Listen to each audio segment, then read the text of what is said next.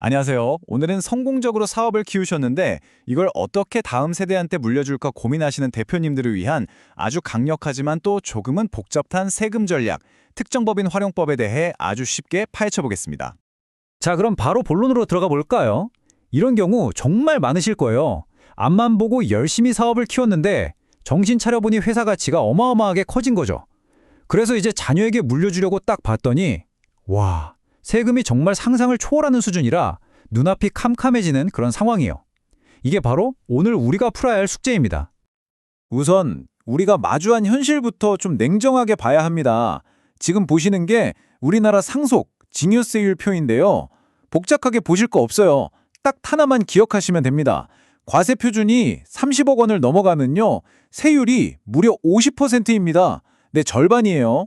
재산의 절반을 세금으로 내야 한다는 뜻이죠.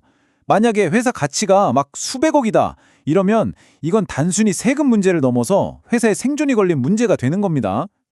이렇게 엄청난 세율이 바로 승계세의 덫이라고 불리는 겁니다.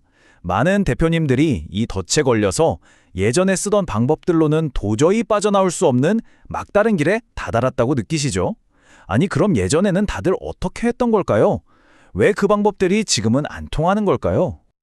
그 이유가 뭐냐면요. 일단 제일 간단한 방법, 그냥 자녀한테 주식을 직접 주는 거예요. 이건 뭐 회사 가치가 너무 올라버려서 세금 폭탄 맞기 딱 좋으니까 이제는 사실상 불가능한 옵션이 됐고요. 그럼 정부에서 만들어 놓은 가업승계 증여세 과세 특례 같은 제도를 써볼까 해도 이게 조건이 또 엄청 까다로워요. 회사에 사업이랑 상관없는 부동산이 좀 있다거나 아니면 업종을 계속 똑같이 유지해야 한다거나 이런저런 제약 때문에 혜택을 못 받는 경우가 정말 많습니다. 그러니까 이쪽으로도 저쪽으로도 갈 수 없는 딱 그런 상황에 처하게 되는 거죠. 자, 그래서 우리한테는 완전히 새로운 돌파구가 필요합니다. 오늘 우리가 파고들 전략의 심장, 그 핵심이 바로 특정법인을 활용하는 겁니다. 특정법인, 이 단어가 좀 낯설게 들리실 수도 있어요. 법에 나와 있는 정의는 이렇습니다. 지배주주와 그 친족이 주식의 30% 이상을 가진 법인. 쉽게 말해서 오너 일가가 지분을 합쳐서 30% 넘게 가지고 있는 회사를 말하는 거예요. 여기서 제일 중요한 숫자가 바로 이 30%입니다. 꼭 기억해 두세요. 이걸 좀 더 쉽게 풀어보면요. 사실 현장에서는 뭐 특정법인, 가족법인, 아니면 자녀법인, 심지어는 차세대 지주회사 이런 말들이 다 거의 똑같은 의미로 쓰여요. 한마디로 다음 세대한테 자산을 안전하게 넘겨주기 위해서 전략적으로 세운 회사, 딱 그렇게 생각하시면 이해가 빠릅니다. 그럼 이 두 가지 길이 어떻게 다른지 한번 비교해 볼까요? 왼쪽, 그러니까 직접 주는 방식은 말 그대로 세금 폭탄을 정면으로 맞는 길입니다. 엄청난 증여세를 한 번에 내야 하죠. 반면에 오른쪽, 특정 법인을 거치는 방식은요, 훨씬 낮은 법인세만 내면서 불을 서서히 아주 스마트하게 이전할 수 있는 전략적인 우회로를 열어주는 셈입니다. 아니, 그럼 구체적으로 이 특정 법인이 어떻게 마법을 부리는 걸까요? 그 작동 원리의 핵심, 바로 초과 배당이라는 전략에 숨어 있습니다. 여기가 진짜 재밌는 부분인데요. 이 초과 배당이라는 게 사실 진화를 했습니다. 예전에는요, 부모님이 개인 자격으로 받을 배당을 포기하고 자녀한테 몰아주는 차등 배당이 되게 유행했어요. 근데 2021년에 법이 바뀌면서 이제는 소득세도 내고 증여세도 내야 하는 이중과세가 돼버려서 완전히 막혔거든요. 그런데 말이죠. 이 원리가 개인 대 개인이 아니라 법인 대 법인으로 옮겨오면서 완전히 새로운 국면을 맞이한 겁니다. 이제는 증여세는 싹 빼고 오직 법인세만으로 초과 배당이 가능해진 엄청난 기회가 열린 거죠. 아니, 어떻게 증여세가 빠질 수 있냐고요? 그게 바로 법인세 포괄주의라는 아주 중요한 세법 원칙 덕분입니다. 쉽게 말해서 법인이 돈을 벌었으면 이미 법인세를 냈잖아요. 그런데 그 돈에다가 또 증여세를 매기는 건 똑같은 소득에 세금을 두 번 매기는 거니까 이중과세다. 그래서 안 된다는 겁니다.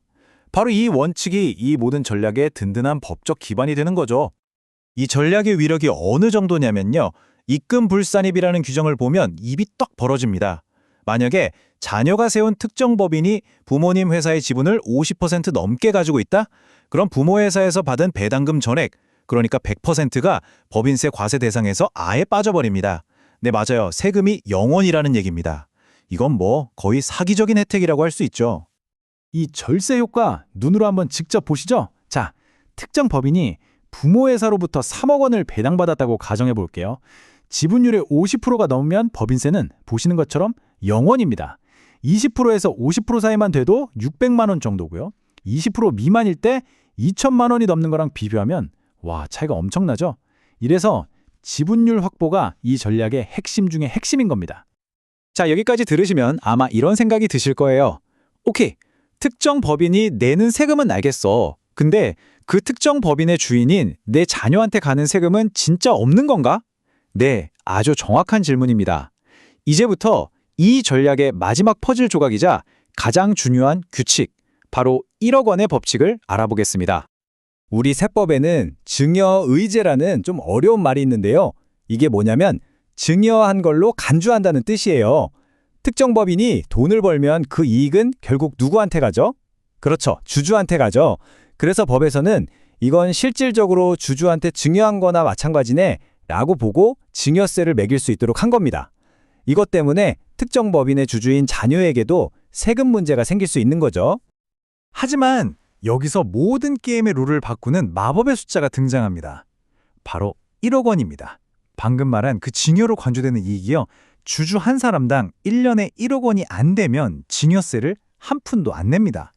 그래서 이 모든 전략의 설계는 바로 이 1억 원이라는 선을 넘지 않도록 맞추는데 집중됩니다. 자, 그럼 이게 실제로 어떻게 계산되는지 한번 볼까요? 예를 들어 특정 법인이 3억 원을 배당받았고 주주가 자녀 3명이라고 해봅시다. 지분 40%를 가진 첫째는 3억 원의 40%니까 1억 2천만 원을 받은 셈이 되죠. 1억 원을 넘었네요. 그럼 증여세를 내야 합니다. 그런데 지분 30%씩 가진 둘째랑 셋째는 어떨까요? 각각 9천만 원이죠. 1억 원이 안 되니까 증여세가 없습니다. 0원이에요. 보이시죠? 이게 핵심입니다. 주주 구성과 지분율을 어떻게 짜느냐에 따라서 합법적으로 증여세를 완벽하게 피할 수 있다는 겁니다. 와, 정말 완벽한 전략처럼 보이죠? 그런데 말입니다. 이렇게 강력한 방법이 과연 언제까지나 계속될 수 있을까요? 자, 이제 마지막으로 우리가 왜 서둘러야만 하는지 그 긴급성에 대해 이야기해 보겠습니다.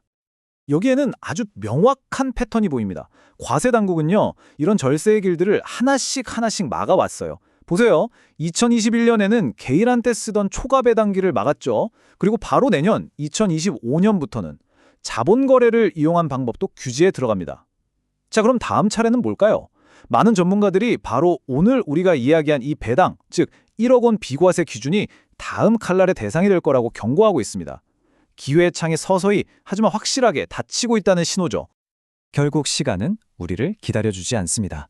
평생을 바쳐 일군 소중한 회사를 다음 세대에 안전하게 물려줄 수 있는 골든타임, 어쩌면 그게 바로 지금일지도 모릅니다. 세법이 또다시 바뀌기 전에 여러분은 과연 행동에 나서시겠습니까?